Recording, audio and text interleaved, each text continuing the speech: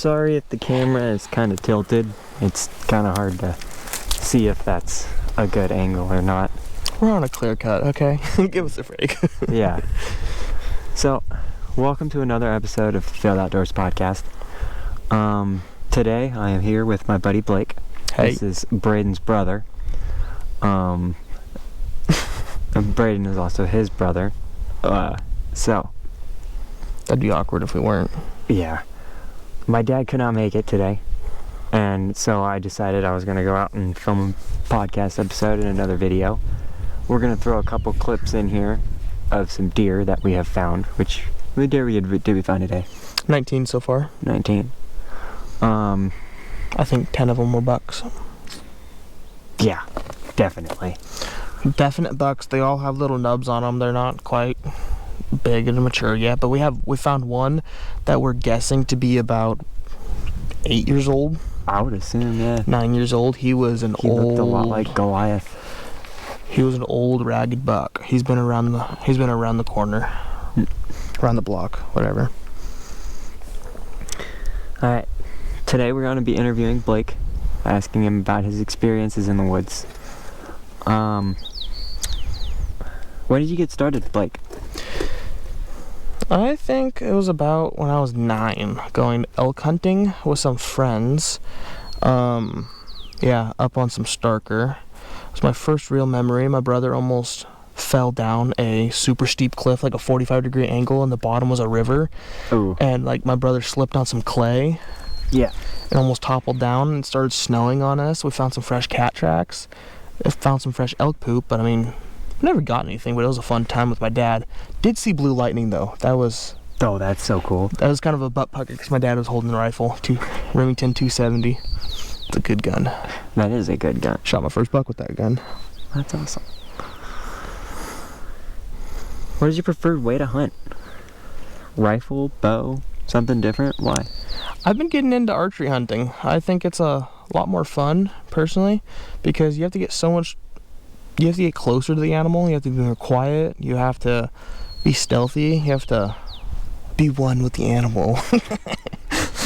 No, I've only gotten one archery animal though, but I think it's fun, especially for elk hunting, because the bulls are just screaming their heads off all September. So definitely archery hunting. Rifles second though. Tactical knife third. Tactical knife third? Yeah. What are you gonna do? Hold it in your teeth like Rambo and jump out of a tree? Yup. Ride the elk to the truck and just let it jump in. Drive home. Oh yeah. Quickest pack out. We're also currently still scouting here, and I think I see a deer. Do you? I think so.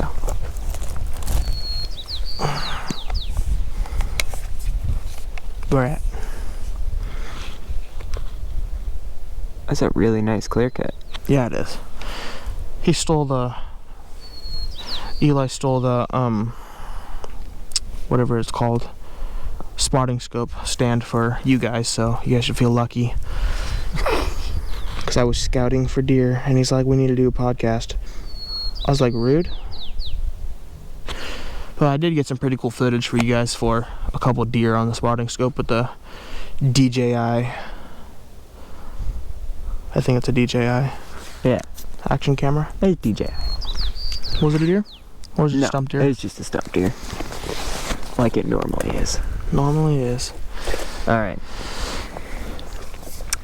What has been your favorite pursuit? Bird, animal, or fish? I would say elk hunting with my mom. Elk hunting with your mom? Yeah. We were on a farmer's field.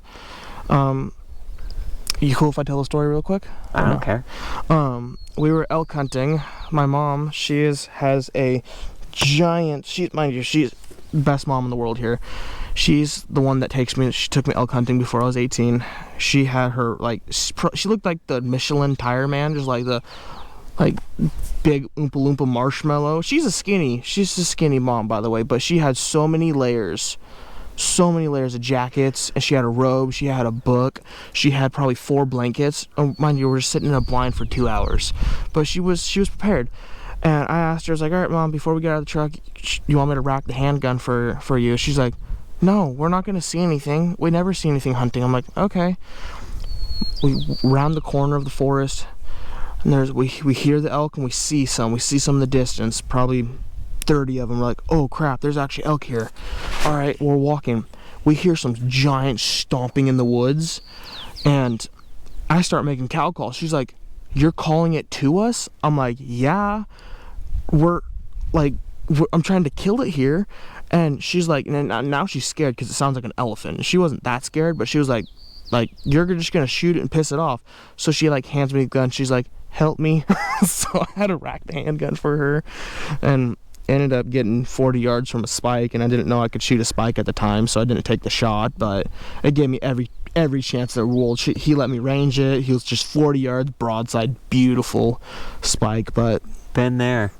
I regret not taking that shot, but there was like 3 branch bulls to the left about 100 yards away that I was trying to bring in, but Yeah. they got our wind and ran. What's your favorite bird? Bird? Yeah, that you want to hunt. Pheasant. Pheasant. Have you Sure. hunted pheasant before? Yeah, with a bow. I got one with my bow. That's right, you did get one with your bow. Yeah, the neighbor called a couple days later asking where his pheasant went. We thought it was a wild pheasant and shot it with my bow. And then I think it was like 3 days later, one of our neighbors down the road was talking like, I'm missing a couple pheasants. I was like, yeah, that's weird. I don't know where they went. It was a good pheasant though. Yeah. He knows about it now and he just laughs about it, so we're all cool. But Your favorite animal to hunt is elk. yes. What about your favorite fish? What's your favorite fish to go out after? Probably trout with you. Trout? I mean, when I get into salmon fishing will be fun. Oh, dude, it's so much fun. I want to go salmon river fishing, like go actually get into fly fishing and go do that with salmon. Yeah. That'd be really cool. Also just get into fly fishing, but yeah, it's salmon puking on the ocean with Lyle. Oh, yeah. Oh my gosh, the one time I get seasick. Dude, you were chumming and we caught a fish. I know, and I was like dying, and you're asking me about my 5'11" tactical boots, and Lyle's Yeah. like, I don't think he cares about his 5'11" tactical boots right now. That's because you're supposed to take the person's mind off the puking. It's middle of puking. At least I think that's how that works. Yeah. Yeah, I have no clue. Oh, can you feel it in your feet? Oh, that's a bummer. My gosh. Keep chumming, we're catching. Yeah. I think you guys ended up catching like 3 salmon. Everybody limited out. I know, Yeah. except for me because I had to go back early. I wish I would have heard him say I could take one of his rods and go rock fishing off the rocks, but Yeah. I was out of it. How do you prepare for a hunt? Well, I mean, I prepare a couple months before by scouting. For one, we scout a ton. We get the lay of the land, find animal, get into shape, which I still need to do. Yes, But we do. And then I'd say just making sure you have all your gear. Like, I just make sure I have in my pack, I would just carry all the hunting stuff. Like, make sure I have water, food, snacks is the main necessities for me, and lots of water, a rain jacket, and yeah, extra pair of socks because wet feet suck. Yeah. Wet feet really sucks. And yeah, binos. Make sure you have your release, because when you come face to face with the bull, you'd want to have your release if you're archery hunting and your bow. So Do you pack all this the night before? I normally pack mine like 2 days before because I'm so excited for the hunt. unless you're like, hey, you want to go hunting tonight? Like, yeah. Normally I have all my stuff packed all year long though. Yeah. I just have it prepared. The only time I like pack weeks in advance is whenever we go to Eastern Oregon. Yeah. That makes sense. I've never been over to Eastern Oregon for hunting purposes, but I want to. I heard shooting sage rats is fun over there. It's the most funnest thing you will do. We gotta go do it this summer. Well, every person, all of you watching, are 5 listeners.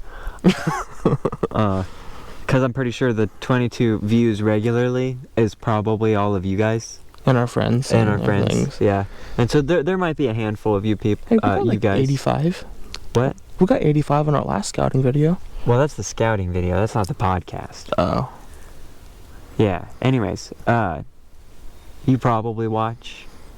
We've seen a couple comments, which is great. We love comments. They're great feedback and lots of questions. There's some of them that are questions, and that's awesome. But we all have blunders, snafus, moments in the woods that we kind of get ourselves into a hairy situation, and we're like, I don't want to do this again, but I laughed. Or, Yeah. you know, you didn't laugh, but now you laugh. Yeah. You just like want to cry in the moment, but then and it turned out, oh yeah, that was funny. We should do it again. Yeah. Brainwashed by hunting. It's not really brainwashing, it's that desire for the unknown. Yeah. And the adrenaline. Everybody loves adrenaline. Yeah. Well, I love adrenaline. Adrenaline junkie. But, what is your most memorable story of failing in the outdoors? I think you know which one I'm going to say. Probably. The lion. Oh my gosh, yeah. Yeah. Probably that one with you. This kid has seen more cougar than anybody I've ever met. I am a legit magnet to him. Some Like- of them we think is just his imagination. Yeah, you were sure imaginative on this story though. Oh no, I still think there was a cougar. I still think there was 2 cougars. I Yeah. don't know. So we were hiking up. I don't remember where this was. Yeah, we were hiking up that place. Yep. Yeah, we call it Cougar Ridge Yes, we do. because we've seen 3 or 4 of them up. Oh, not 3 or 4. We've seen like 2 of them up there. Yeah. But And then we had some people point rifles at us oh up my there. gosh, I was so pissed off at those people. Yeah. Like, yeah, we were hiking up this ridge we call Cougar Ridge, and it was so foggy we couldn't see 15 feet in front of us. Yeah. Like, it was so foggy. We just come across fresh cat scat, and we're with your dad and one of his buddies. Yep. Hiking up, mind you, I had a little knife from Cricket CRKT, like about that big on my hip. He had his 6.5 Needmore and a 40. Yep. Yeah, because you need more than a 6.5. No, you don't. Yes, you do. No, you don't. I have a video I need to show you, which I hope will come out soon. I Yeah. gotta edit it, but it'll come out soon, I think, unless it's not worthy, but I really hope it is, because it is funny. You need more. No, you don't. Yes, you do. No, you don't. Odd 6 is better. If you want to blow a freaking hole, actually, no, it doesn't really kill anything. Yeah, 6.5 never kills anything. How many things have you killed with a 6.5? Nothing. Because Exactly. I don't own one, because I'm not a... I can't say that on camera. Sorry.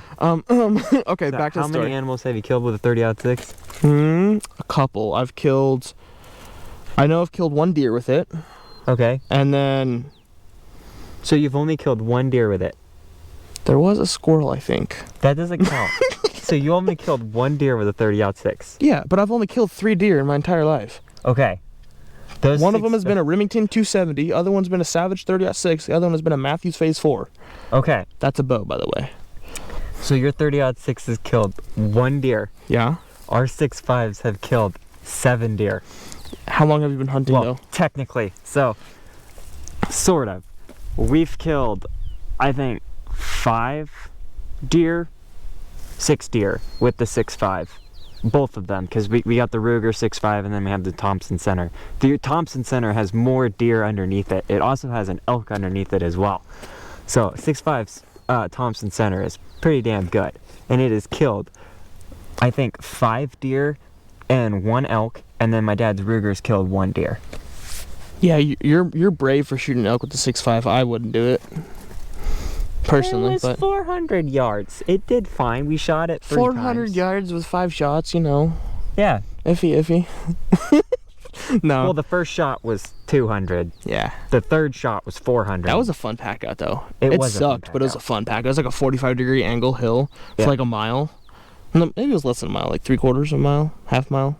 There's a half mile up that mountain. Yeah. Altogether, it's a mile each trip from where it laid dead. Yeah. Anyways, we're walking 15 feet in front of us, no, like just covered in fog, and we just fresh cougar scat. It had steam just billowing off of it. Yeah. Yeah, and I had the little knife. He had the need more, and we were walking through, and right in front of us, we saw something run across the road. I swear I saw a tail. It was cougar. Brad, you're gonna be like, it wasn't a cougar, because that's what he always says to me. But I swear it was. I'm gonna start saying it was a Bigfoot or something. No, it's not Bigfoot. Oh my gosh. So, anyways, but there's a woodpecker right there on that tree. Yes. But yeah, then we're walking up. We sit next to Brad and his friend for a while. Forgot his name, but we're sitting there for just until it's starting to get daylight. Then he tells us, all right, go back over to this clear cut and sit on it for a while. Still super foggy, and we're walking.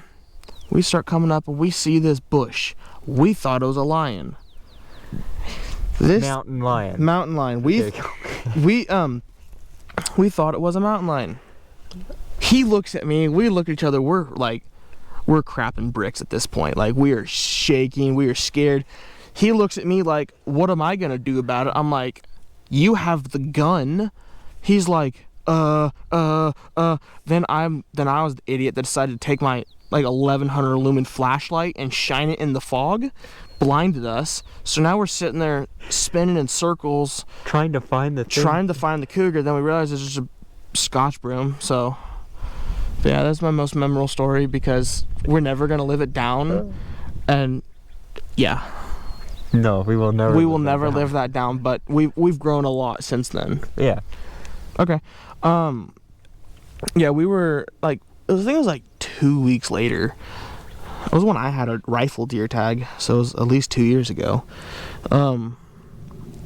We were sitting in this clear cut, we weren't being super quiet, but we were still just waiting for something to come out. It was middle day, it was 1 o'clock in the evening. Well, we sat there for about 2 hours, and this person comes out. These two people walk out in orange. They see us, and they pick up their rifles and aim it right at us. Mind you, we're wearing orange. We're like, what the heck, dude? And they set up, they aimed their rifles at us for a solid 5 minutes. Yeah, they were trying to figure out what we were. Even though we were wearing orange. We were wearing bright orange, and so don't be those people. Don't use your rifle to look at people. I need binos. I wouldn't even suggest using your rifle to scout a clear cut. Just don't do it, man. It's not safe at all. Even if you don't have anything loaded, it's not safe. Yeah. So I've seen people get tickets for it though, and guns suspended. Oh yeah. Taken away from people doing that. So that is your greatest, most memorable story of failing in the woods. Failing in the woods, yes. All right. What's in your pack? What is the one piece of gear you can't live without? Okay, this is a joke, but sissy sticks. No, I would say yeah, you can't live without those. You use them the entire time. You want to know why your hip hurts so bad? I know, but I wanted to test them out. That was the thing. I wanted to see how they work. I wanted to actually test them out to see if we go for a weekend, I want to see how they would work. So now that I know how much pain I'm in after I use them, I'm not going to use them again. You only use them when you need them. I know, but I didn't know that. Okay. I know, you discussed it with me, but I forgot about it, and then I regretted my life decisions. Yeah. Poorly. But, what was the question again? What's in your pack? Oh, I would say, honestly, the thing that I can't live without, now that I actually have it, is a solid pack. My pack frame, oh my gosh, carrying weight is so much nicer now than wearing the pack that I wore before this. It was a soft bag, and just the meat shelf is so nice on the pack that I have. So, meat shelf. Yeah, meat shelf. Really nice meat shelf. And then, don't skimp out on a pack. I mean, don't go spending $700 if you're a beginner. Don't go spend $700 on an XO mountain gear pack, because that's stupid expensive. Honestly, I wanted to really bad, but I didn't, because the Sportsman's Warehouse one for $200 works really nice for first time people. It's always sold out when you go. I know. I was so lucky crazy. that I had one left when I went to go buy mine. So, and it was on sale. They actually have turkey harnesses as well. Mm-hmm. For like the belt and then the suspender thing, yeah. That's cool. Little butt pad. And my elk calls. Oh. I don't go in the wood without my elk calls because I love talking to the elk. So what is the one piece of gear you can't live without? My bow. Your bow. My bow. I love that thing. A Matthews. Matthews Which Phase we 4. all know about people who shoot Matthews. You didn't know that until I told you about it. No, I knew that. Did you though? Yeah. Okay. So if you're an archery person, you know about Matthews, but I still argue Which is better. No. No. Actually, to be honest, it doesn't really matter. No, it doesn't, but I like Matthews better. I just like the look of them, and I don't know if they made them better, but they said it's like the quietest bow in the world, which it is damn quiet. Okay. You've heard it. I have heard it. Compared to Jacob's, when he shoots it, his goes foing. It's like a metal ringing noise. I'm like, Jacob. But his is a competition bow. No, that was his other bow. His other hunting bow. Yeah, that's an old bow. Yeah. All right. Do you have any advice for other hunters?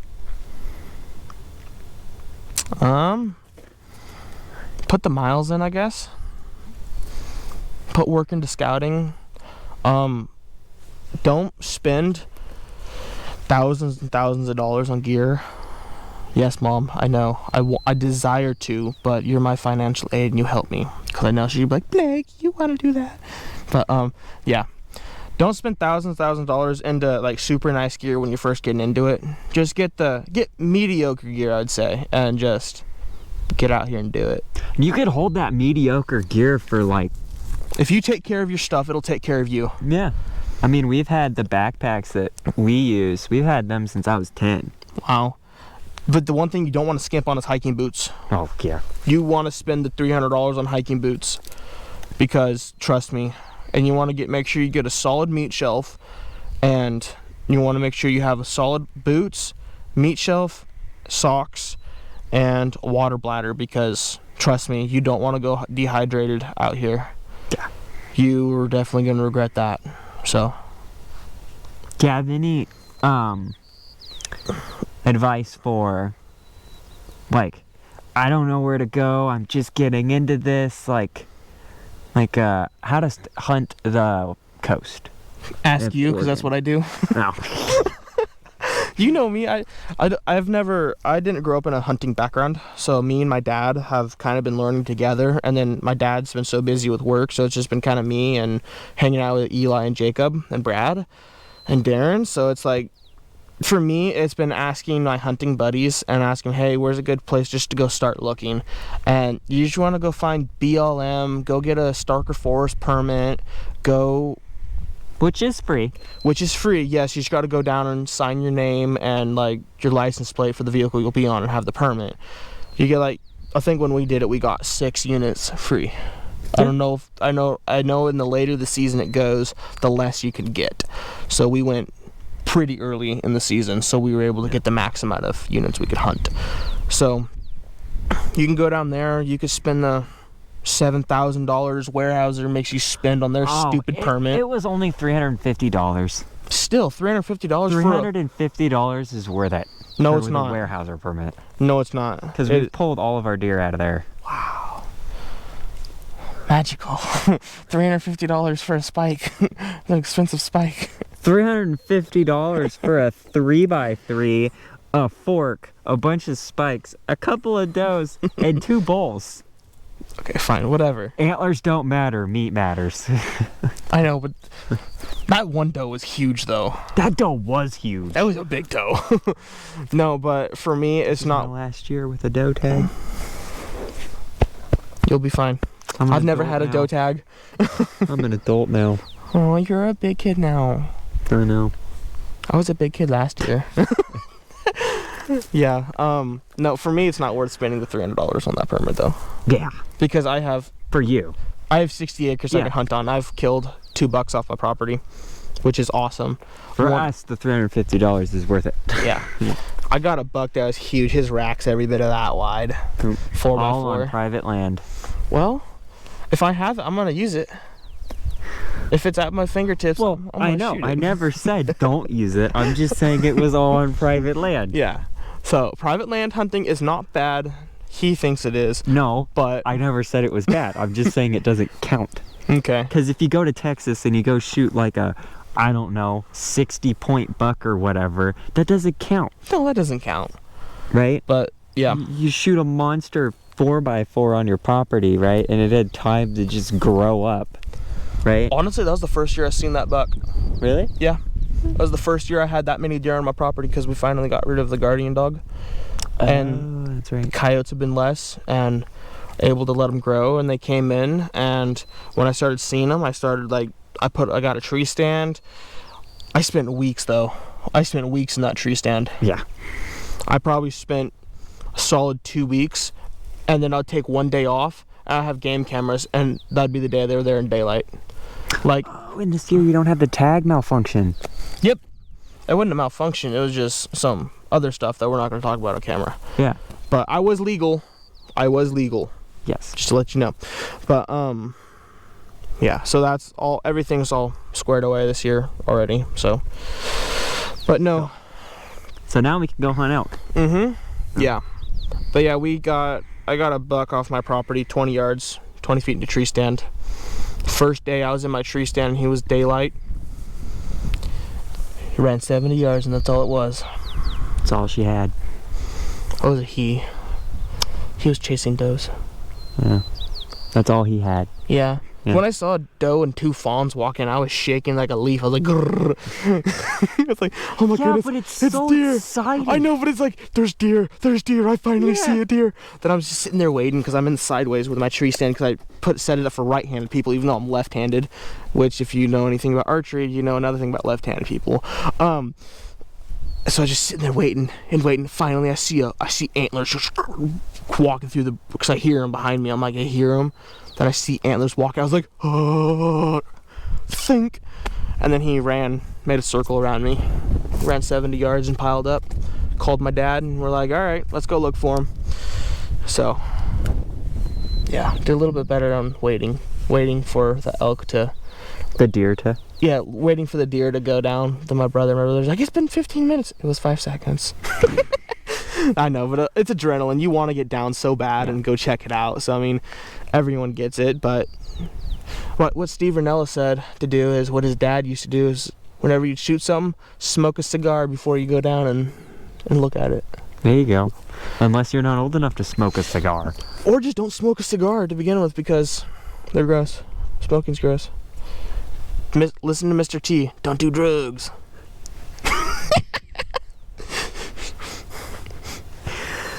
All right. So, we still have coffee on the website. If you would like coffee, Ask him. we can only still ship in Oregon. We cannot ship out of state. We have the Lost Hiker, which is the blend between Ethiopian and Peru. We have the Road Hunter, which is just Peru. And then we have Zero Dark 30, which is a dark roast of Ethiopian. That's a cool name. Yeah. Which one did I try? Lost Hiker. That's pretty good. Yeah. And then, but the podcasts are also up on the website as well. If you have any like tips or tricks for anybody who's new to hunting, leave them in the comments. We would love to hear some because we're always wanting to learn new things and different things about how to hunt the coasts or the high mountains or the desert. Yeah. Ask questions too. Yeah. Questions are always fun. Awesome. Yeah.